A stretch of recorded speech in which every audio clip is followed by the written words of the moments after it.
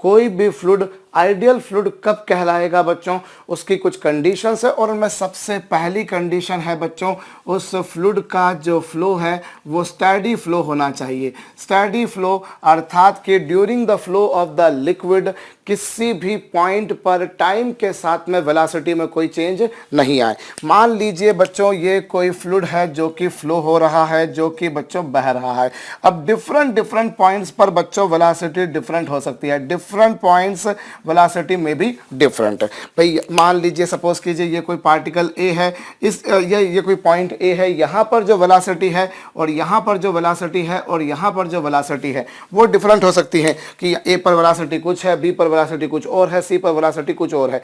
Different points पर velocity different हो सकती है बच्चों, लेकिन इस पॉइंट पर जितनी वेलोसिटी है हमेशा उतनी ही बनी रहे। जब तक फ्लूइड फ्लो हो रहा है तब तक उसकी वेलोसिटी में पॉइंट ए पर कोई चेंज नहीं आया, लाइकवाइज पॉइंट बी पर, लाइकवाइज जितने भी पॉइंट्स हैं उन पर।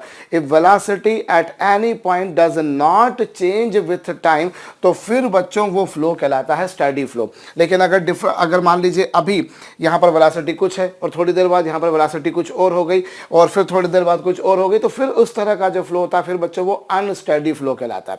I repeat, at different points velocity में बी डिफरेंट, बट किसी भी पॉइंट पर टाइम के साथ में वेलोसिटी में कोई चेंज नहीं आए, मतलब वेलोसिटी का जो डेरिवेटिव है बच्चों, उसका जो अवकलज है वो 0 0 0 होना चाहिए। आपने वेलोसिटी को टाइम के रिस्पेक्ट में डिफरेंशिएट किया एट एनी पॉइंट। दूसरी बात बच्चों, वो जो फ्लूइड है that should be incompressible. Incompressible यानी कि बच्चों आप उसके वॉल्यूम में कोई चेंज नहीं ला सकते। जब वो फ्लूइड फ्लो हो रहा है तो ऐसा नहीं कि फ्लो होने के दौरान उसका वॉल्यूम बढ़ गया या वॉल्यूम कम हो गया, volume should remain constant. Incompressible मतलब उसके आयतन में किसी प्रकार का कोई परिवर्तन नहीं आना चाहिए।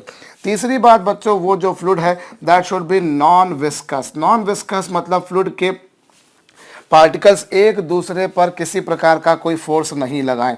जो फ्लूइड के पार्टिकल्स है बच्चों, they should not apply any force on each other, there should not be any kind of friction between them.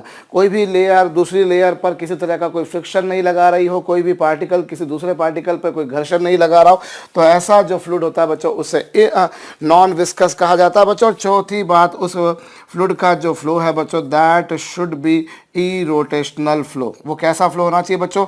Irrotational. कई बार ऐसा होता है कि जब फ्लूइड फ्लो होता है बच्चों तो फिर वो रोटेट होने लगता है, वो घूमने लगता है साथ साथ में, तो उसमें कोई रोटेशनल मोशन नहीं होना चाहिए। यूँ कहा जाए कि उसका जो एंगुलर मोमेंटम है वो 0 0 0 होना चाहिए।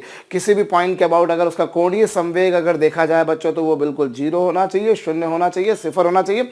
और इरोटेशनल फ्लो है या नहीं है, आप इसे बड़ी आसानी से पहचान भी सकते हैं। मान लीजिए कोई फ्लूइड फ्लो हो रहा है और आप चेक करना चाहते हैं कि उसमें रोटेशन है या नहीं है। आप उसमें एक छोटा सा हल्का सा बच्चों एक व्हील रख दीजिए, कोई प्लास्टिक का छोटा सा व्हील रख दीजिए, और अगर वो व्हील उसके साथ साथ आगे बढ़ता है तब तक तो कोई बात नहीं, लेकिन अगर वो व्हील घूमने लग जाता है, रोटेट करने लग जाता है, जैसा आपने कई बार देखा होगा बच्चों, जब हम नलों को खोलते हैं, जब हम टैप को ओपन करते हैं, ऐसे क्लोज करते हैं, तो फ्लूइड उस समय फ्लूइड बच्चों जो है वो घूमने लगता है, तो वो रोटेशनल मोशन होता है।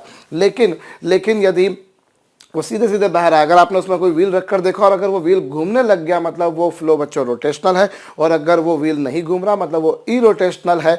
अगर कोई फ्लूइड बच्चों ये चारों कंडीशंस फुलफिल करता है तो उसे हम कहा करते हैं बच्चों आइडियल फ्लूइड, यानी कि आदर्श तरल। और भविष्य में अब जितना भी आप लोग फ्लूइड डायनामिक्स में पढ़ने वाले हैं बच्चों, वो सारा का सारा हमारे लेवल पर, तो हम जो भी ज्ञान पढ़ेंगे बच्चों वो आइडियल फ्लूइड का ही होगा।